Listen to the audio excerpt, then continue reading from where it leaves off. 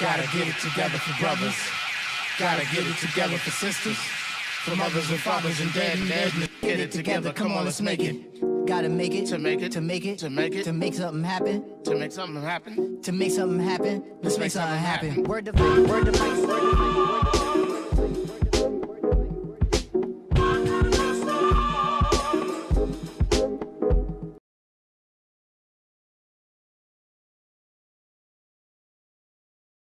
To tomorrow, Election Day, and beyond. But first, before we begin, I want to do a little bit of housekeeping, and I want to introduce to you both Bree and I. First of all, I'm Natalie Bullock Brown. I am a teaching assistant professor at North Carolina State University, and I am the producer of the podcast series When They See Us Vote, which you'll hear more about in a few moments. And I'm really honored and privileged to introduce to you Bree Newsome Bass, who will be joining me in this conversation this evening. Bree is one of the co-hosts of When They See Us Vote. She is also a community organizer and an artist.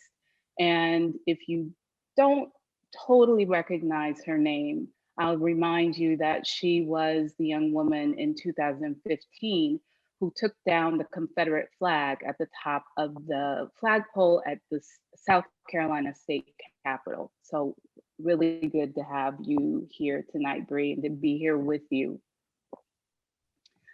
All right, so we just want to let you know that this conversation is going to run about an hour. We're going to leave time towards the end of the conversation for your questions. So if you have them, make sure to put them into the comment section on Facebook, and we will be apprised of them here on Zoom, and we will do as many of them as we can get to. I want to thank a few people before we go any further. A lot of people worked really hard to put not only When They See Us Vote, the podcast series together, but also this event tonight. So I'd like to thank the following who worked on not only tonight's event, but the toolkit that you'll see on the When They See Us Vote website, as well as the podcast series. Thank you to Sydney Evans, Mike Farrell, Greg Hill, Chuck Jones, Philip Page, and Renee Sadler. We also want to shout out Ajamu Dillahunt, who is the other co-host for When They See Us Vote, the podcast. We also want to give a special thanks to Marcus Bass, who runs Advanced Carolina, and to Val Applewhite, whose idea it was to do the podcast in the first place. We also want to thank all of our amazing guests who gave of their time and their expertise and their brilliance so generously for the podcast.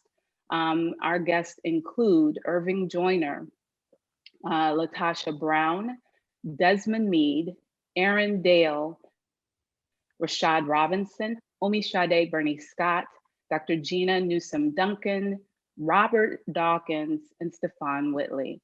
Thank you to all of you. Without you, we could not have done the podcast series. Tonight would not be possible. We just want to give you big ups because we know this would not happen without your participation. All right, so now that we have done all of that, Bree, let's talk. Yeah. And let's start by just kind of giving people a survey of When They See Us Vote, the podcast, background on the show, the title, the goals, and why now? Yeah, definitely. So, I mean, you gave kind of a rundown of, the many people that contributed to this effort.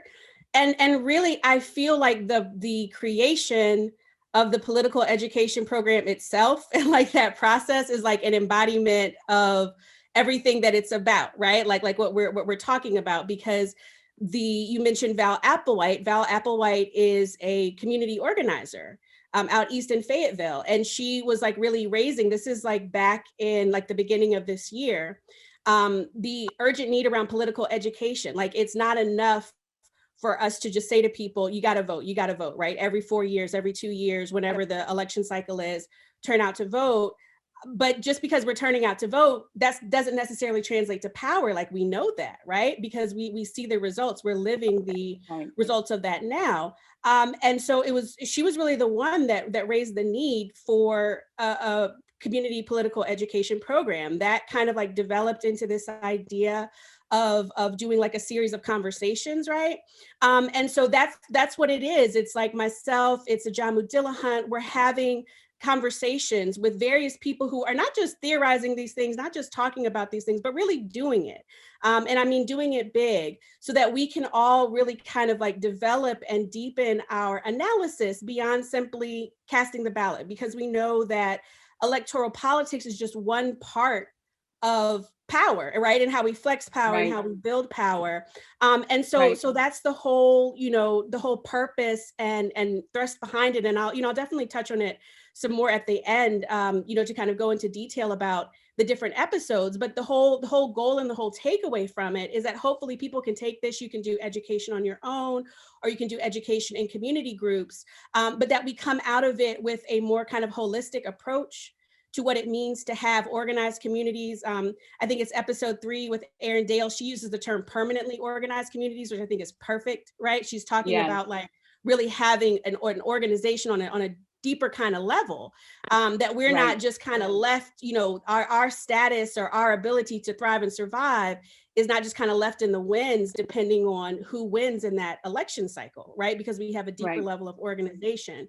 So that's really the goal, that we use this time, that we have, especially now it's about to be winter. A lot of us are about to be locked down for the most part. Now is an excellent time for us to deepen that analysis, understand a lot of what's going on in the movement, particularly right now, and hopefully emerge stronger with an understanding of what we have to do. Because I think we all know, like, regardless of the outcome in tomorrow's election, we've got a lot of work to do. There's a lot more organizing. There's a lot more building. We've still got a much longer way to go. Yeah, and to begin that process of organizing and building, I want to raise up something I heard a young lawyer and activist named Derica Purnell say at a recent Dream Defenders event. She said, "Make this vote a sober vote." What does that mean to you, Bree? I can talk about what she said, which was essentially that, this vote cannot be made emotionally, right? It can't be made from a place of emotion. It has to be strategic. It has to be thoughtful. It has to be considered. How do you interpret the idea of a sober vote, and why is that important? Yeah, Derica Purnell, really excellent thinker, especially on like issues of abolition with the prison industrial complex. I mean, I really interpret that to mean that, we have to go into this election with a very realistic, sober-minded understanding of what it means. I was reading through some of the responses that we got from people who registered through Eventbrite, and we're kind of able to share some of their feelings around the election. And I think it's a reflection of how a lot of us are feeling. It ranges from somewhat hopeful to people experiencing like real dread and terror in this moment, with good reason, around everything that's going on. Some people saying like, yes, I'm voting, but I have a lot of frustration with the system. I'm not feeling like the people who hold these offices represent my interests, or even understand like what our interests and our needs are. Some people are going into this election very disillusioned, not necessarily particularly enthusiastic around the candidates. And so when I hear like we need to approach it with a sober mind, again, I think it is about understanding where this election and this tactic of voting fits into everything else. Again, yes, a vote is a powerful thing. If it weren't a powerful thing, they wouldn't try to keep us from doing it, right? I mean, there's a reason why exactly. There is so much, strife and violence that surrounds our right to vote, and why it still kind of remains a controversial, insecure thing. But that said, right, if voting on its own were enough, then we wouldn't have to be doing all this other organizing and building. Again, I think it was Aaron who makes a really excellent point in episode 3 of the series about voting being a tactic. You have to understand voting as a tactic that fits into an overall strategy. And, we can't just simply go in there, cast our vote, and walk away and think that somehow magically, everything comes together. It doesn't work that way. We have to be organized on a much deeper level. So the idea of being organized on a much deeper level, and thinking about episode 7 of the podcast and the conversation that you had with Stefan Whitley and Robert Dawkins, and one of the things that they emphasized was that really that organization, that strategy has to really come before the election. But now that it's upon us, what are some of the things that you've been thinking about, Bree, that you can offer as strategy after the election? Because again, regardless of who wins, we still have work to do. What do we begin to do after Election Day? Yeah, absolutely. So what Natalie was referring to there is in episode 7, I talked with, Robert and Stefan. They're both like grassroots level community organizers. I mean, like really working in the community to organize neighborhoods and cities and, fight power on a very local level. And the point that they were making is that, like, ideally, you want to hold those candidates, those politicians' feet to the fire before the election. Like, you want to get them on record as making certain promises that then after the election, you can hold them to account for. And I think, everybody knows in this election cycle, particularly in the presidential election cycle, that has been one of the greatest issues, especially for those of us who are in the movement, who have been fighting on a lot of these issues. I've been saying for some time that I have a lot of concern around, one, people assuming that just because, we have this election, if we get, the current resident of the White House out of there, that somehow that magically solves everything, or that we get back to normal, right? And the reason why I constantly raise the alarm around that is because, one, I don't think there is returning, right, to like a pre-Trump era. I don't think that happens anyway. But even if it could, we have to remember where we were pre-Trump, right? Like we're talking about going back to the conditions that led to where we are right now. So there's nothing for us to return to, right? And so I think that what we have to look at now is, what are all the conditions that led to the crisis that we're in right now? What are all the structural changes that need to happen? And we've got to push for those deeper structural changes. This is not the time for, half-stepping by any means. The other thing a lot of organizers say, we were in crisis before this, on a grassroots community level. The past couple of years, I've really been focused in on the housing issue here in North Carolina. We were in a housing crisis before the pandemic. So all that has happened is things have gotten exponentially worse. That means that we can't now just look back at the solutions that we were asking for in 2015, 2016, 2017, right? We're going to need something much more drastic. We're going to need the deeper, broader structural change. The one thing I will say, though, is that I do think, to a certain extent, that these moments like this provide the opportunity for those things to happen. So, I would prefer for us to do preventative measures, right? Instead of like waiting until things reach such a crisis point that we're forced to do that kind of deeper change. But these situations like this, where you've got people battling the pandemic, you've got people losing their jobs, you've got people losing their health care and their housing, shows why we have to make the structural change, so that, if something like this were to happen, we're not as vulnerable as we see our communities, as they are at the current moment. Yeah, and I think this is maybe a good time to bring in the idea of representation, right? Because there, a big part of what a lot of people seem to struggle with in this particular election is this idea of the lesser of two evils. And certainly people felt that way in 2016, that between Hillary Clinton and Donald Trump, Hillary was the lesser of two evils.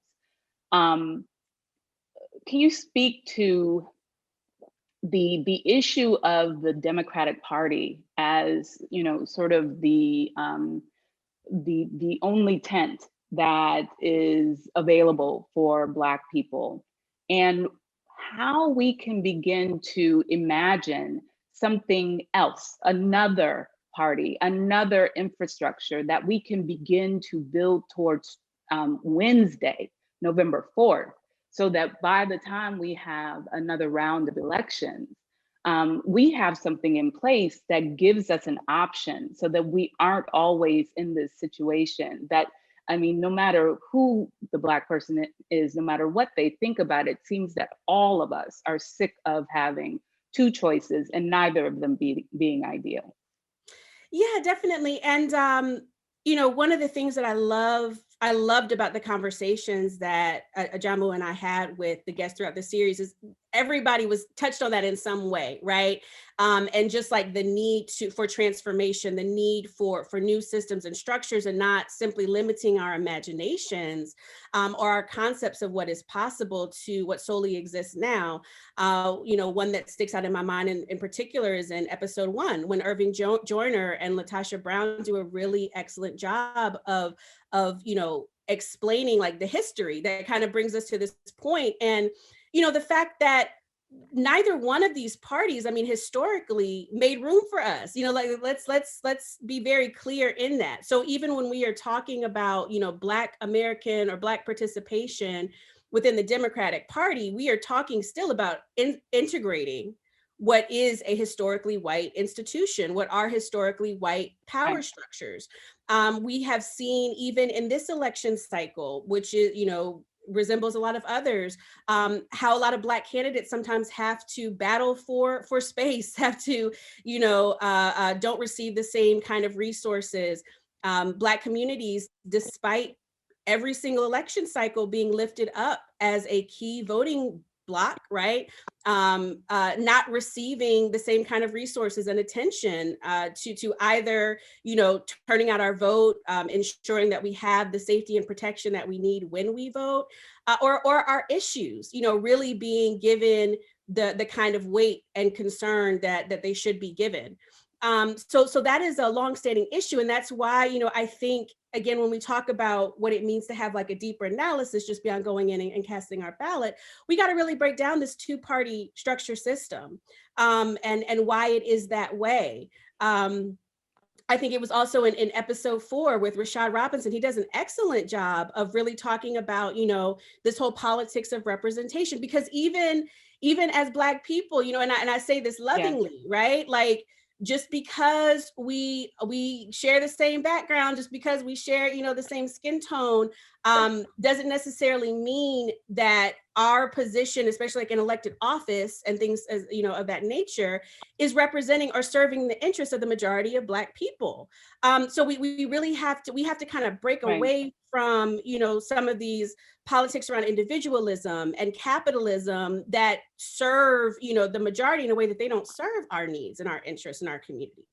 You know, what is our interaction? What is our interaction and with exceptionalism too?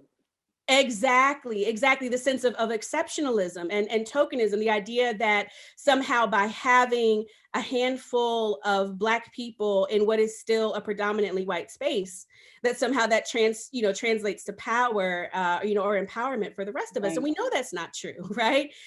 Because if that were the case, then here we are 50 years after the Civil Rights Movement, we would see, you know, a very different result than what we're seeing. Right. This is very interesting. There's so many directions we could go with what you just said. I think I want to know more about how we build and use the power that we have. Because it's clear that Black people as a community at large, we have political power, right? If we didn't, I don't think that the Democratic Party would look to us as, the savior of the party. When we vote, we know that the numbers are going to go up. So that's a type of power. But how do we wield it in a way that is going to really make a difference in the lives of Black folks of all ilk, and especially those of us who are most vulnerable? Because I really believe that if those of us who are most marginalized are taken care of, all the rest of us will be okay. So I want to lift up a quote from an article by Howard Zinn. This article came out in 2005, but it's an interesting comment that Zinn made then about what power really means. And he says that the rights of working people, of women, of Black people have not depended on decisions of the courts. And at this time, he was talking about John Roberts having just been confirmed to the Supreme Court. I think Judge Alito was about to be confirmed. So he was trying to get people to not worry about who was on the court. We have a similar concern now, right? But Zinn says, like the other branches of the political system, the courts have recognized these rights of working people, of women, of Black people, only after citizens have engaged in direct action powerful enough to win these rights for themselves. So how do we interpret that or translate that into something that's meaningful and useful for us as a Black community? Yeah, so I think two things kind of come to mind for me immediately. One is we have to, in my view, have an understanding, a structural analysis around how we are going up against a power structure that is fundamentally anti-Black. That's the realization of it. Okay, we're talking about, here we are in 2020. We are just roughly a generation or two removed from the civil rights era. The Voting Rights Act didn't even survive to 50 years, right? Intact, and we are seeing the outcome of that. So even thinking that somehow our rights as human beings, our rights as Black people can be secured by rulings of the Supreme Court, when it remains, again, a white institution. We have had what I think 2 Black justices, unless somebody can correct me, unless I have that wrong, Natalie, I believe 2 Black justices in the history of the entire United States Supreme Court. Yeah. Right. So we're still talking about a extremely white elitist organization, which describes the power structure itself. So one, understanding the power structure as it exists, as being as having been organized around our enslavement, that is what we are going up against. But number 2, also recognizing that the power actually does reside with us. And I think that's the other really powerful through line in all of these conversations that we had, was that we have to shift our relationship to power. And again, that goes back to shaking off this idea that what gets us free is seeking a representative, right? Somebody we can fall in love with, somebody that we can idolize, a political figure who we are going to vote into office, and somehow everything is going to change. And one of the things that I say repeatedly is that even in an ideal circumstance, like let's say we could snap our fingers and tomorrow we actually had a functioning democracy and we actually had equal rights and everybody had everything that they needed, it would still be the situation that if we were having an election, it is about electing somebody to represent your needs, right? And then they should be responding to what we need. And their response to what we need is based on our ability to hold them responsible for that, right? It's about fundamentally shifting power from these single individuals who hold these elitist positions back to the majority of people. And a lot of that is about structures, right? But a lot of that is also just about how we are framing these things in our own minds and our own hearts. I think a lot of times we are looking for idols, right? We're looking for idols and political figures where they should never exist. We're looking for saviors. Exactly. Looking for we don't need saviors. We need representatives from our communities who will represent our interests. That's the long-term goal. And then, again, along with that, recognizing what it is in the structures as it exists right now that constantly prevents us from having that. I agree. You know, and I'm glad that you pointed out that it's really a reframing of how we think about power and whether or not we have it in our own minds, right? One of our guests from episode 5, Omi Sade Bernie Scott, you know, I'm not sure if she said it during her episode, but she has said often in circles that I've been privy to, you know, that we have everything that we need. And it's really about us, you know, embracing that, owning that, really leaning into that idea, because we give our power away because we think it's not with us. And we've got to change how we think about that. This is good, Bree. I Can I say am one more thing to that wondering, real quick? sure, go Just ahead. real quick, Yeah. like that is so true. And like one of the most powerful things to me about studying our history, especially as like Black people in the diaspora and in America, is how see there was a time when we couldn't participate in these structures at all. And I think there's a lot of value in us like looking at that history in the conversation with Aaron Dale that comes up a lot about like the history of mutual aid within Black communities. When we couldn't rely on structures at all, we didn't have any choice but to tap into our own power. And I think it's important for us to recognize we still have that, and there's no need for us to just like yield that over to systems that don't even really serve us. Yeah, I'm glad you brought that up because it's a great segue into you know, the fact that Black people are not all the same. We don't all think the same. We have different priorities, different things that are you know, our top concerns. And the idea that you said earlier, which I'll just summarize as all skin folk ain't kinfolk, right? That there's a way that we have to be able to do this rallying around each other.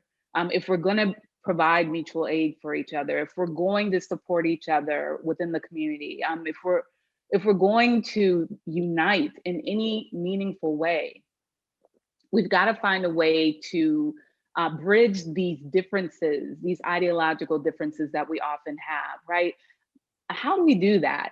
You know, because it can be really difficult, really prickly to have a conversation with someone whose priorities completely leave out what you care about, what you need, right? As an individual or even as a community. So how do we begin to think differently about the fact that we really need each other, regardless of our ideology? We've got to get on some sort of united front, the same page, so that we can take care of each other.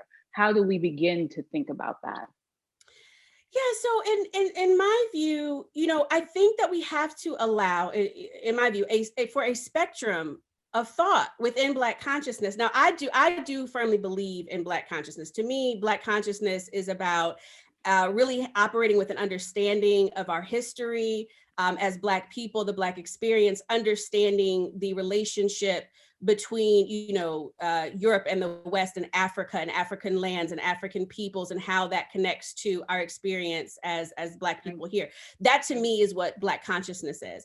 I do think that within Black consciousness, though, there's a range of thoughts, and there always has been. That's part of our rich intellectual tradition, is people not even always having, you know, people agree on the problem, but they don't necessarily agree on the solutions or the ways that we go about that.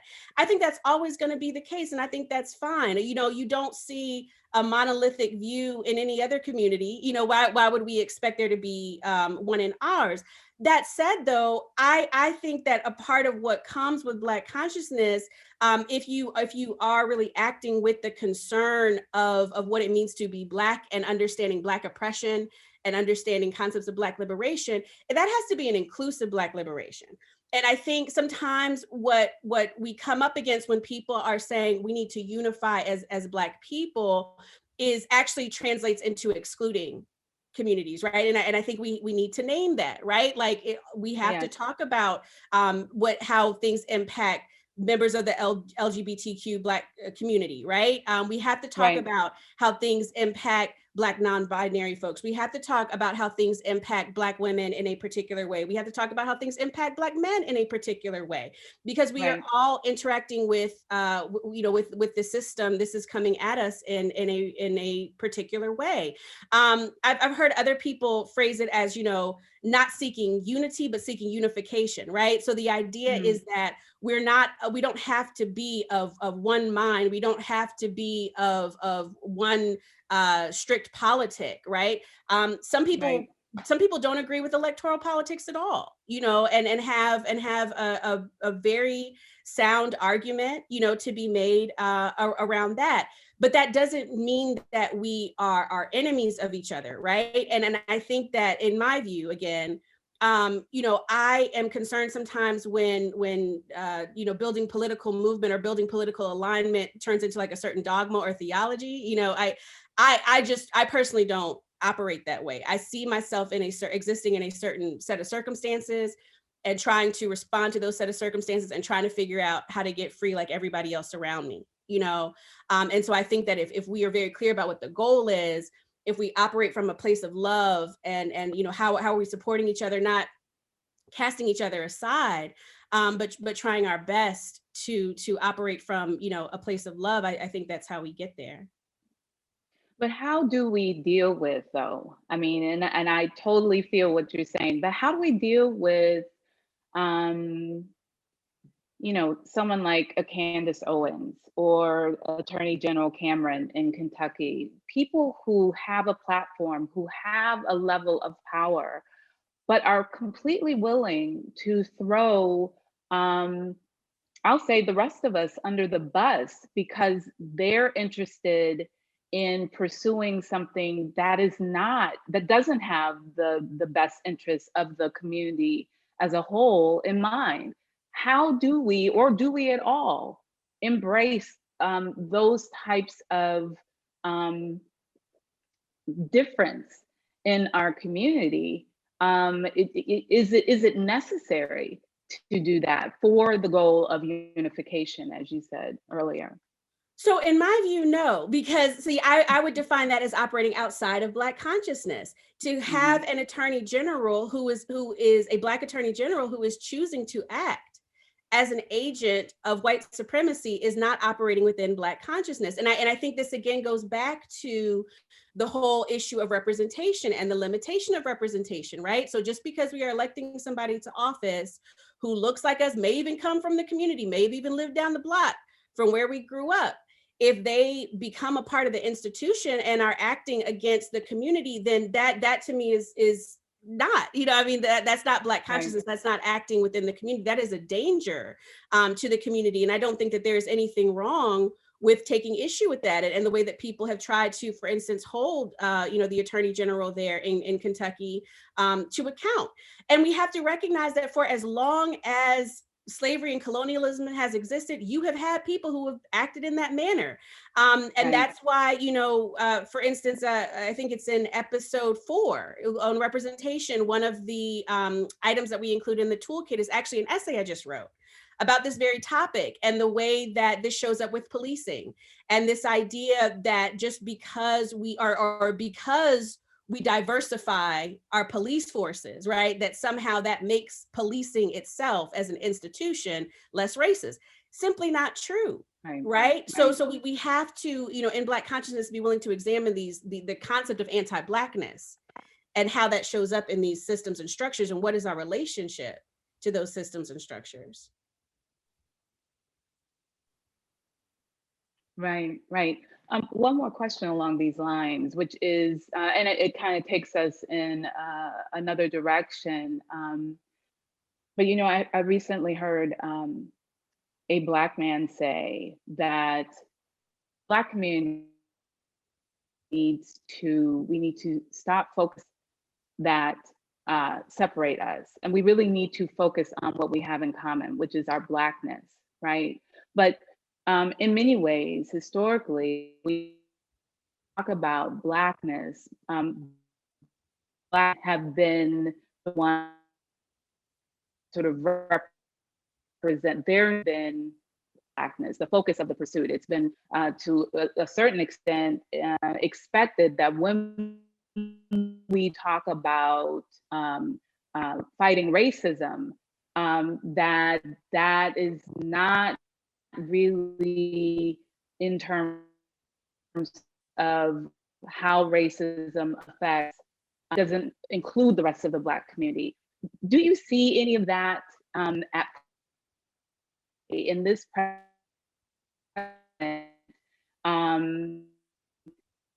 especially as we've heard, we've seen articles, we've heard pundits speak to this idea that Trump is, willing the amount of Black men that might vote. He's luring them over to him. What do you? Yeah, so it was freezing up just a little, but I just want to recap to make sure that I understood what you were saying, that people often have sometimes people refer to it as Black first, right? We're Black first, let's just unify around our Black identity. And also this concept of how anti-racism and, the fight for Black liberation is often very male-centered. Am I capturing it right? Yeah. Yeah, so. Yep.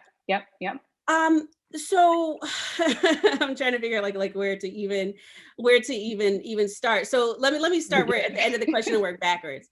So first of all, I view a lot of this focus on Trump peeling off Black male voters as the setup for the scapegoat, which happens every election cycle, that I'm highly critical of, where if the result is not particularly to the Democrats' liking, because Black people are identified as the base of the Democratic Party, that Black people are set up to be the scapegoat. It's because we didn't turn out to vote. It's because Trump successfully peeled off a certain amount of Black male voters in this election cycle, seems to be the narrative.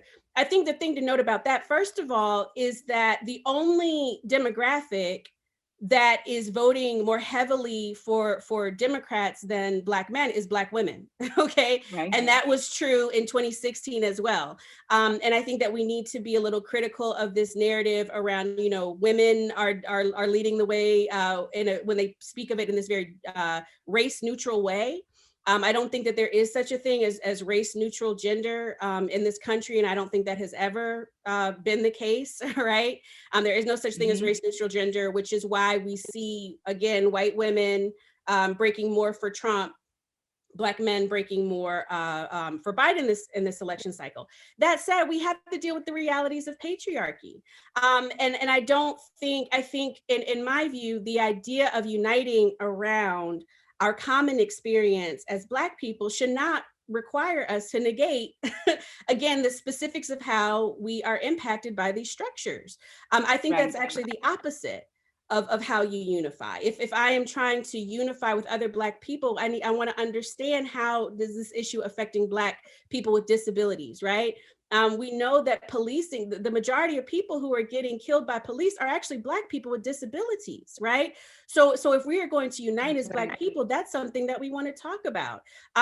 We know that it's Black trans women who are being killed at a remarkable rate. So if I'm trying to unite with Black people, around the experience that I'm having, that's something that I need to acknowledge and we need to deal with, So I think that when we talk about decolonizing the structures, when we talk about shifting power, it's not just about external things, it's also about internal things, right? That's right. We have spent a lot of time, when we're talking about a post-colonial world or a world that's not anti-Black, we're actually talking about a world that has not existed yet. We are theorizing a world, right?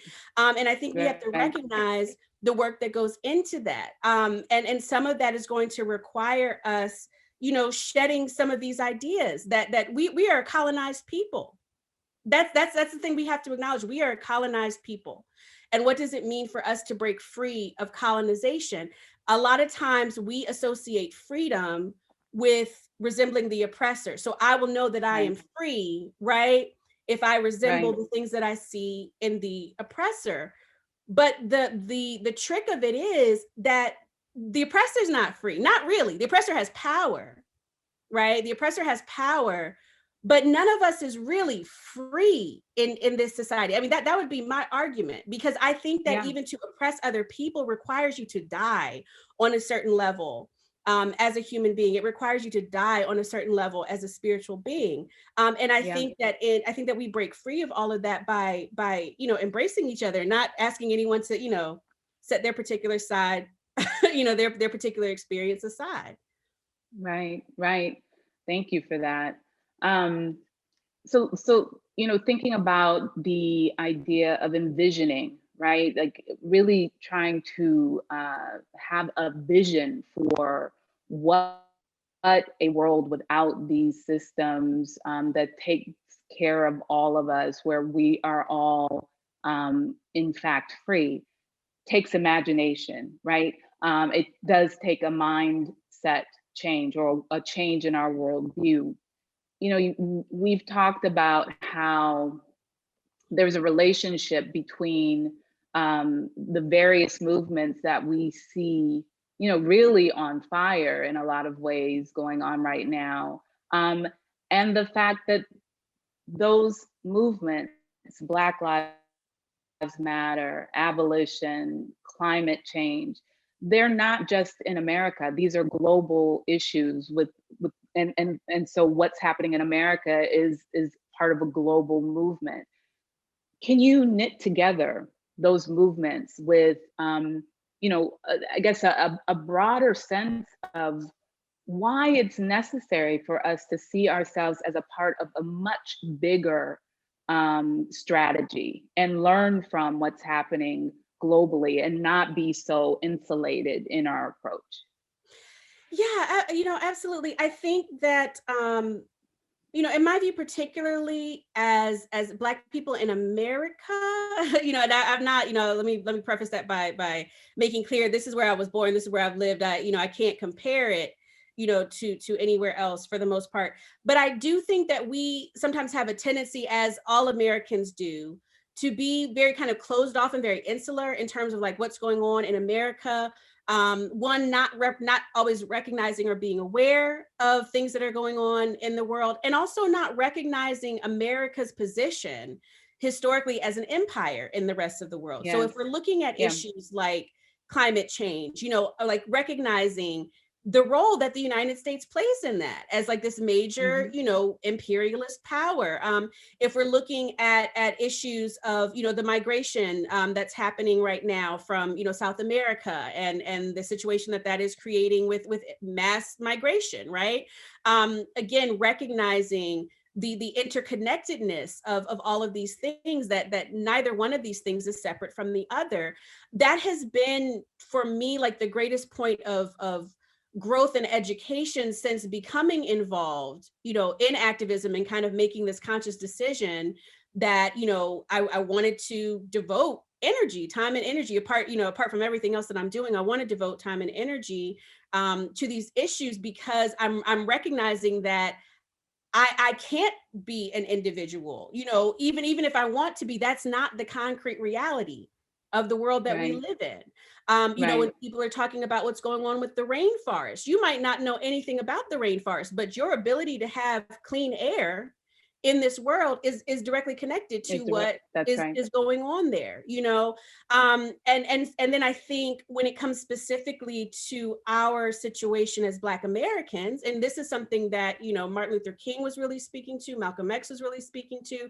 I think that any revolutionary figure who has spoken to this, part of the reason why they become such volatile targets, right, and have been in the past, is because it's important for us to recognize that our struggle against white supremacy and colonialism and oppression in America cannot be separated, again, from how things are structured globally. That was the entire point that Martin Luther King Jr. was making in his criticism of the Vietnam War. It wasn't simply that war was wrong, right? Or that war was violent, but recognizing that the oppression that he was looking at in Chicago, of the people in Chicago, was directly connected and could not be separated from the war in Vietnam, right? And I think that is still true today, that the oppression that we are experiencing here from, policing and the, constant deprivation, economic deprivation of our communities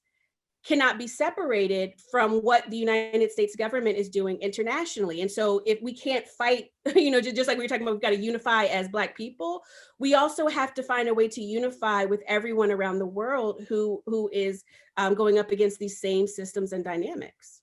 Yeah, what you just said is making me think of another question. It was not on our list, but I think it applies, and that is, you said a couple of different things about how we tend to think that freedom looks like having, doing, being what the oppressor is, right? And that a part of what we have to understand is that, if none of us are, if there are some of us that are not free, like all of us aren't, right? And, when I think about how there was a time, right, when Black people did rally around each other and we did take care of each other. And of course, it was to a large extent because we really were all that we had. It seems to me that a bit of a disservice was done to us when we began to integrate, because we lost that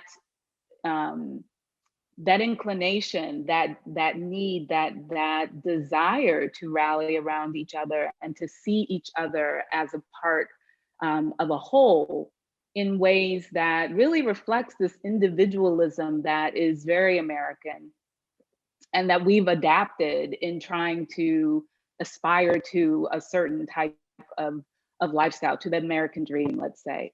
So I'm wondering, how do we, since we're talking about imagining something bigger and broader than what we are currently dealing with, how does, are there lessons, let me say, from our past that we can bring to the present that would help us to not only see each other differently, but also do what you're talking about in terms of seeing ourselves as a part of a global whole?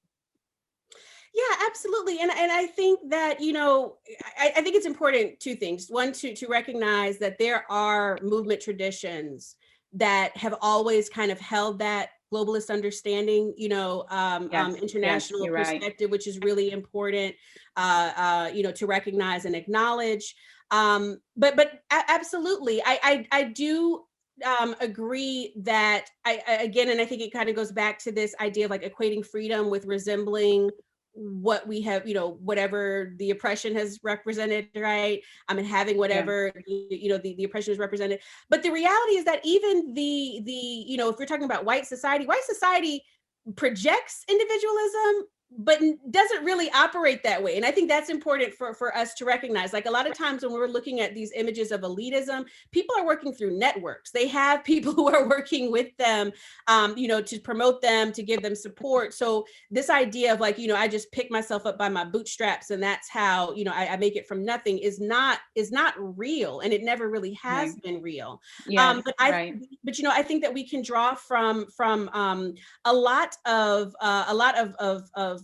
movement within the Black tradition that really recognized again that like our struggle against oppression in America was related to the struggle in Cuba, was related to the struggle in Palestine, was related to the struggle on the continent. I think that's part of the conversation that's happening right now with the situation in Nigeria, and people recognizing that simply because you drive out the old colonial power doesn't mean that equality just magically appears for everyone, and you're not still dealing with the same kind of oppressive dynamics. So it has to be something that's deeper than just trying to integrate into where the oppressor is. The last thing I would say just real quickly too is that I think, in my view, there has been a lot of distortion around even like the movement of the 60s and even like the civil rights movement. The end goal of the civil rights movement was never just for us to integrate into white institutions. And even Martin Luther King didn't hold that position. In fact, one of the readings that we have, I believe it's in episode 4, is where Martin Luther King is criticizing this whole idea of tokenism and the idea that that all we have to do is have a few people, integrate, make it into, places that we were shut out of. We see that a lot now with people talking about, well, how many Black billionaires are there? Or how many Black this and how many Black that? Right. It doesn't translate to the conditions, the material conditions for the majority of Black people. And until the material conditions for the majority of Black people change, none of us is free. And that's why you see even people who have wealth and fame doesn't preclude them from experiencing racism, right? Because when you encounter the police, you're still a Black person. That's how they see you. Right. So, again, I think it's about us shifting our analysis, quite frankly, around some of these things. Yes, absolutely.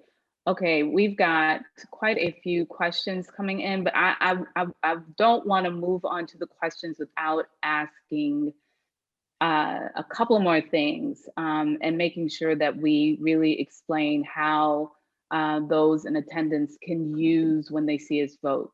But before we get to that, what do you think we need to do in the immediate aftermath of the election in terms of safety and security? Because I think for a lot of people, and especially given the types of responses that people gave when they registered for the event, there is a lot of fear. There's a lot of anxiety that people are feeling and not really knowing, how to channel that. So what would you say? What would you suggest that people do? Yeah, absolutely. And episode 7 in particular really kind of focuses on that and next steps. And every toolkit we have tried to include not only like readings and studyings, but like specific steps that you can take, right? So one of those specific steps is about identifying like what is it that is most fearful for you right now, or like what are you most concerned about, and developing a concrete safety plan. What is the concrete safety plan for your household and your family? If you can, try to build out a safety plan with your neighbors, right? Like, we've kind of gotten to a point where we don't always know who's living around us, and I think that's another thing that has kind of changed and shifted, and I hear my grandma talk about like how she grew up, you knew who everybody was, and everybody kind of looked out for everybody knew everybody's children, and so I think we need to kind of try to get back to that a little bit more. And then also like really talking about community safety, right? As a broader idea, again, longer term, not just in terms of this immediate crisis, but how are we shifting and creating our own community structures so that we can keep ourselves safe? Because again, the fact is that we cannot rely on some of these existing things to keep us safe. The police are not keeping us safe. I point everybody to episode 5. It was a really great conversation with Omashade from Spirit House, like talking about the whole concept of creating harm-free zones, which was a concept that originated out of Spirit House, and how we've got to create alternatives to these existing systems. So we've got in there both like short-term things that you can do immediately, and also what the longer-term plan and effort looks like. Yeah, and again, the idea of us having everything we need, I'll extend that to say we have everything we need to keep us safe, right? That there is a way that we can protect each other if we will do it. And part of what we need to do moving forward is to absolutely put those structures in place that will allow us to never be in a situation where we are looking around for where is our safety, where is our protection. We will provide it for ourselves. All right, is there anything else that you'd like to say regarding the podcast series and just tips on how people can really make use of it and now and moving forward? Yeah, definitely. So like I said, we really kind of deliberately went through like a flow with these episodes. So we're touching on a broad range of topics. Episode 1 with Latasha Brown and Irving Joyner is really giving you some deep historical context, right? For the moment that we are in right now, understanding that this is not new, right? We have been here more than once in our history.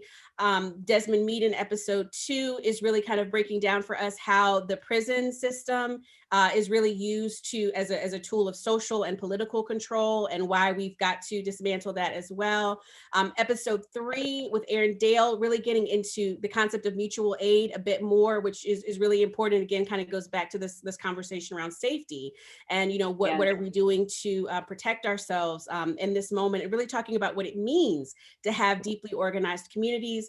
Rashad Robinson, as I mentioned in episode 4, talking about the limitations of representation and also the power of uprisings. We're living in a time of a lot of uprisings. I don't know if we have seen this level of sustained uprising in this nation before, and if so, not in quite a long time, and really understanding how that fits into building power as well, right? Because sometimes people pit that as being completely opposite from everything else.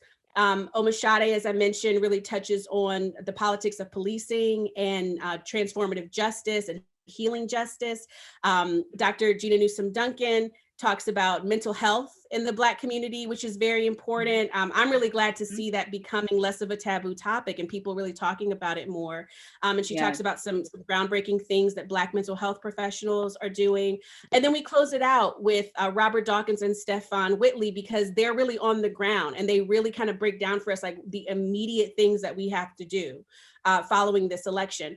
So the conversations are there to just kind of like expose people to what this dialogue is like. We include in the toolkits, you can see it all at whentheyseeusvote.com. We've got episodes 1 and 2 up for you to see right now. The rest of the episodes will drop on Monday, November 9th. And all of the toolkits are up right now as well, if you want to kind of get a sense of where we're going with the series. And it's really set up where if you want to just do it as an individual and kind of deepen your knowledge around these things, thinking around these things, you can use it in that way. You could also use it as a guiding discussion for a group, if you want to, kind of do it in a group. In addition to like rolling it out on the website, we actually plan to really help carry this out regionally across North Carolina. And even though this was like a project of North Carolina-based organizers really working together, really kind of focusing on our situation statewide here, these are things that are open and tools that are available for anyone to utilize. You can use this as a model. You can, we always believe as organizers in creating models that we can share. So, all of this is there and available and free for people. Our whole goal is for us to just build shared understanding right now, build some shared definitions, and build some shared power. Absolutely. All right, well, I'm going to jump into some questions. And this first question, it really reminds me of something that Aaron Dale said in episode 3 about the whole idea of communities being permanently organized. So the question is, Senator Richard Burr's seat is in play in 2022. What is the work that we need to do to make sure that we have candidates in the pipeline, have them vetted, and then support them for this campaign? Additionally, how do we present them to the masses well before the cycle begins? Great question, Wendy Coleman Blue. Thank you for that.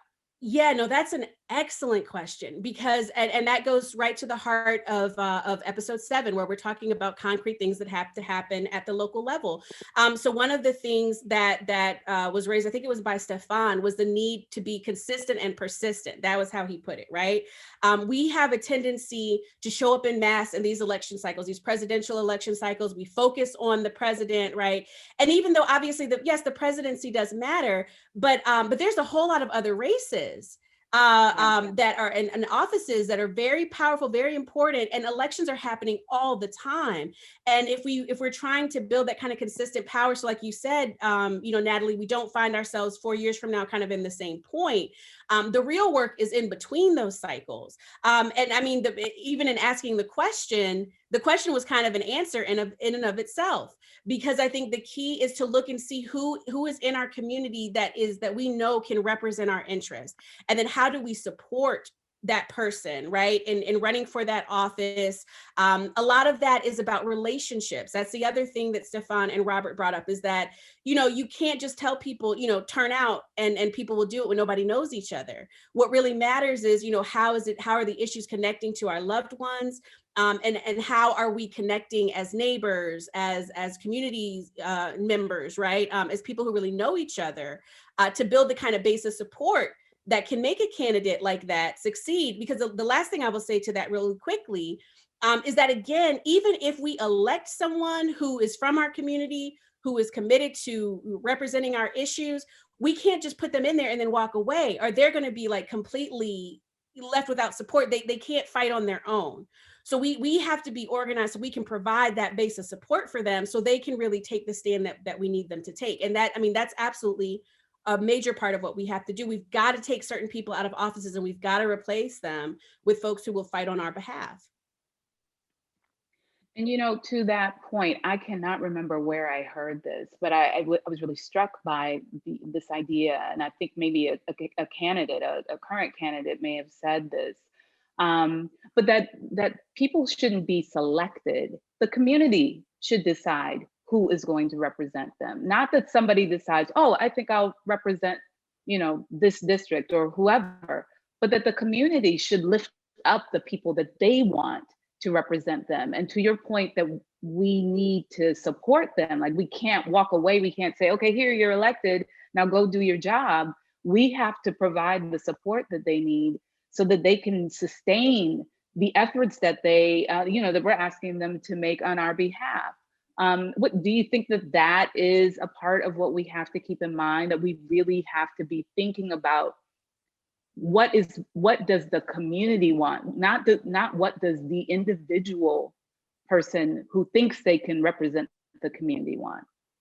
No, absolutely. It goes back to the point that you lifted up, that we have to break free of this idea that we are in search of a savior, that we are in search of a person, that we just put them in there and somehow magically they on their own are able to take on a 400-year-old, you know, system. You know, again, we've got to be realistic about the massive amount of I don't know how else to put it, you know, just like tentacles that are part of this machine that we're going up against, right? And so it's about shifting our whole relationship to power. The power still remains with the community. The community has sent a representative to be present for certain meetings, to pass certain legislation, to, you know, argue certain points, but the power is still with the community, and that representative really only has as much power as that community that they represent. That's right. That's right. All right, here's another question, and I really appreciate this one. Noting that this is my first podcast, please develop further how Black voter sobriety and leadership is informed by the warriors on whose shoulders we stand, structural systemic analyses fed by racialized capitalism and power, an embrace of intersectional political education and movement building, so that our individual and organizational social justice organizing is not siloed. That is a question from Miriam Thompson. Thank you, Miriam. I mean, that's an excellent question. And I think that's why Derica's choice of sober is like a really key word, right? Because I think of the opposite of sober to me is intoxicated, right? So, you know, I think of the opposite of sober is becoming intoxicated on the idea of you know, again, approximating power, approximating whiteness, approximating, you know, the image of the oppressor and the places that the oppressor occupies.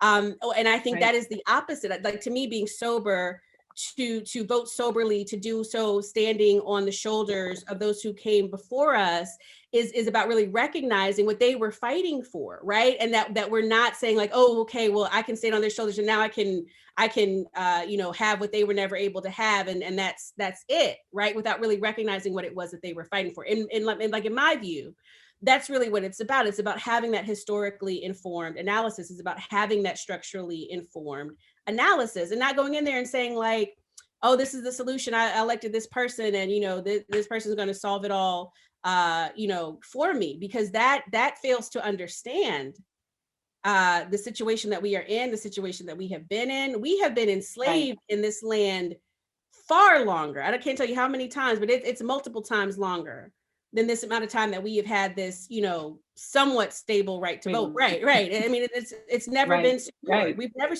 fully secured the right to vote. Yeah. Thank you for that. Daryl Stover said, I'd like to raise caravans of red, black, and green flag trucks and cars. But what rational acts of solidarity, visible unity can we manifest? Yeah, I mean, I think that like this turning out to vote like in the way that we have, that really is a powerful symbol of unity and mobilization. I think that, you know, when we, you know, unfortunately, obviously the pandemic is preventing us from gathering in ways that we, you know, traditionally or typically have. But I think that things like people, you know, putting together PPE kits and distributing them throughout the state. That's something that people have been doing here in North Carolina. That is showing community and solidarity. People being willing to, you know, participate in this virtual, you know, event. You know, this is the type of thing that typically we, you know, without the pandemic, we would have held this in a community space and we would have, you know, maybe put out a meal for everybody and we would have, you know, really tried to convene in a certain way. But I think that going through this period, and we're going to be in this period for some time, and that's important for everybody to understand too, that we have to find a way to continue to demonstrate that solidarity and make it visible. Making things like that visible is important because it lets people know that they're not alone. You know, it lets people know that we are here. Yes, yeah, absolutely. We have another question from Septosa Foster. Question is, in your experience as an organizer, what are some messages or action items that have been effective in engaging communities that are disillusioned by the political process? How do you get them to respond and most of all care? Great question. Yeah, I mean, to me, like when I'm having that conversation with people, again, it goes back to what we have to do short term versus what we have to do long term, right? So one understanding, like I completely agree with you when you say like voting for this candidate is not going to change things in the immediate. When you say, you know, voting for Biden and he's talking about, you know, giving more funding to the police and doing some of the same things that you know we've been doing that don't work. Yes, absolutely. And the fact that we are in a situation where our only choices are that or something that is even, you know, 10 times worse than that, you know, speaks to the political paralysis that we are fighting up against. So then the question must become, okay, so then what long-term must be done so that we can prevent that? And long-term, again, it goes back to shifting our whole relationship and understanding of power. I again think that a lot of times we tend to focus on the presidency. Again, not to say that it doesn't matter, but there's a lot of power in these local offices.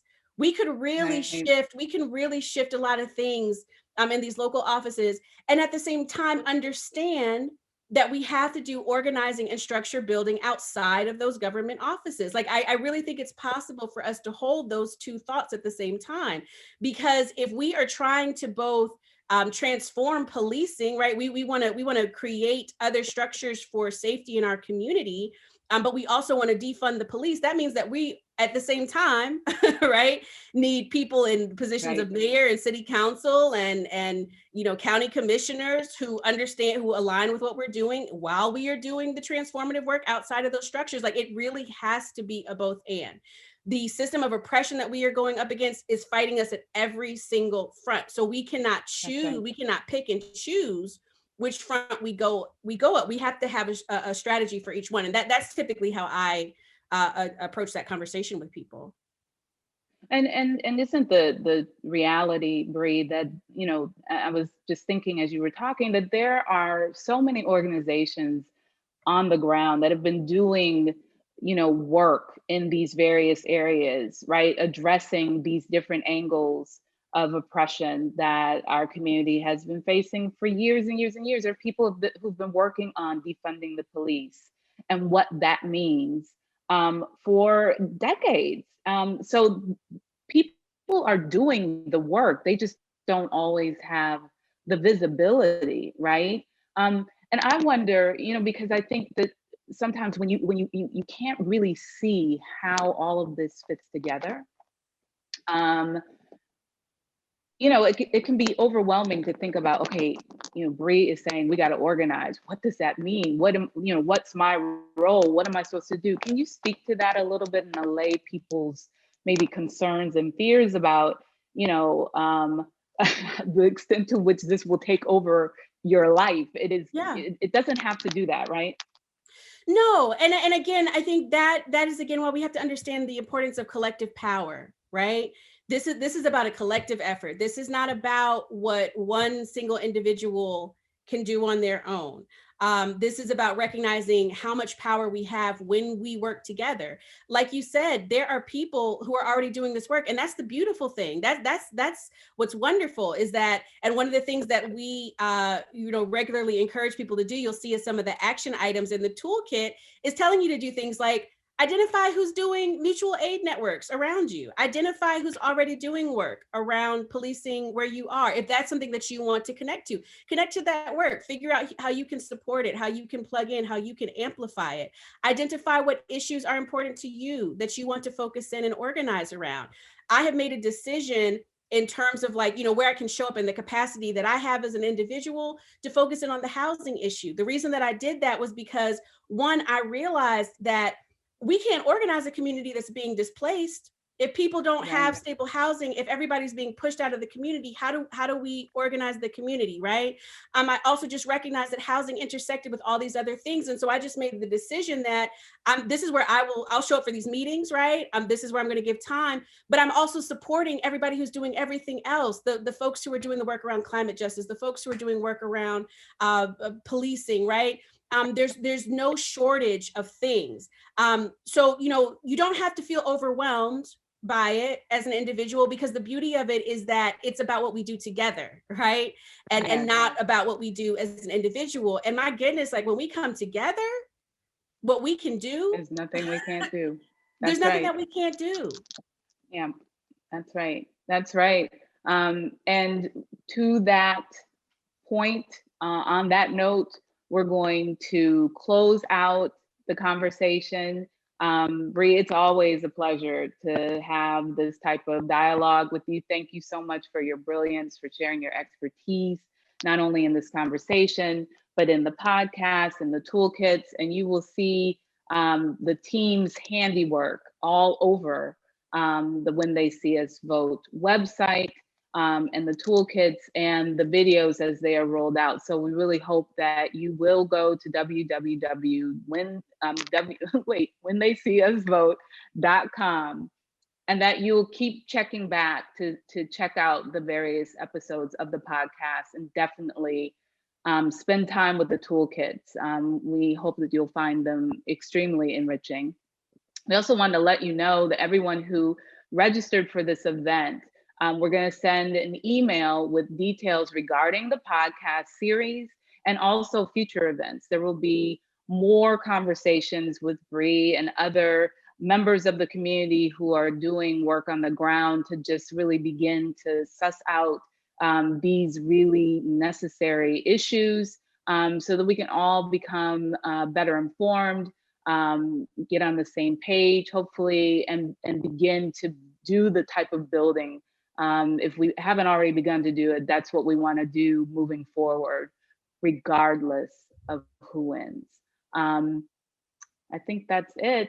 I just want to thank you, Natalie, as well, for being an amazing producer. It has been an enormous pleasure working with you as well, and getting to share in your brilliance as well. So thank you so much for your contribution. Thank you. Thank you so much, Bree.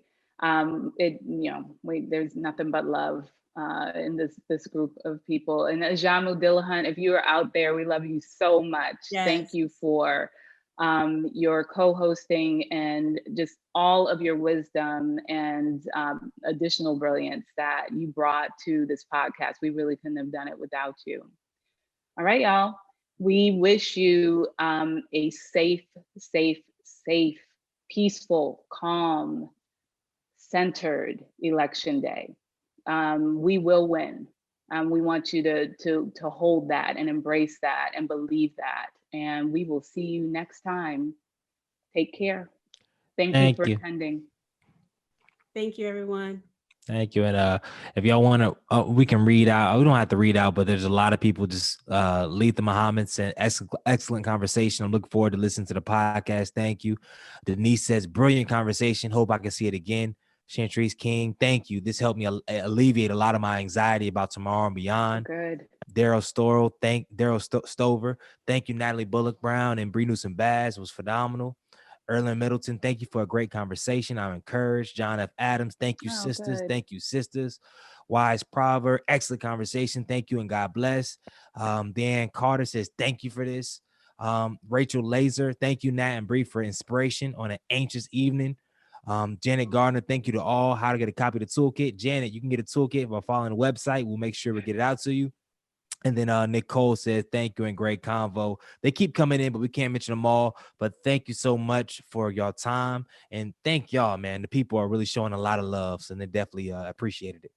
Thank y'all so much. And the very last thing I just want to let y'all know is that we are going, so I'm about to put up here for you, like the website that you can go to, and we're going to be adding some more episodes will be coming up next Monday. We're also going to be adding some more things to assist people who might have some disabilities, right? So we'll be having like large print versions of the toolkit available. We'll be producing some transcripts of the episodes for anyone who has difficulty listening to it. So we want to make sure that it is accessible for everyone. But thank you so much to everyone who joined tonight. Let's keep fighting.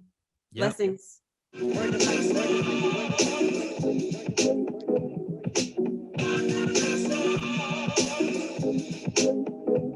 It seems the poorest persons, the people forsaken dog, the Washingtons, Jeffersons, Jacksons on the cap and slaughter. Oh, it seems the poorest persons, the people forsaken dog, the Washingtons, Jeffersons, Jacksons on the cap and slaughter. Rather sitting wonder sometimes I read the paper every day. All these happenings are secular, just happen different ways. Sitting wonder sometimes I read the paper every day. All these happenings are secular, just happen different ways. Carolina, nothing finer than a black woman who climbs to the top of the state building, claiming that their flag is mine now. People on top of people feels like we can't breathe. People on top of people feels like we can't breathe. People on top of people feels like we can't breathe. Put some people on top of people feels like we can't breathe. Put some breathe, put some breathe, put some breathe, put some breathe, put some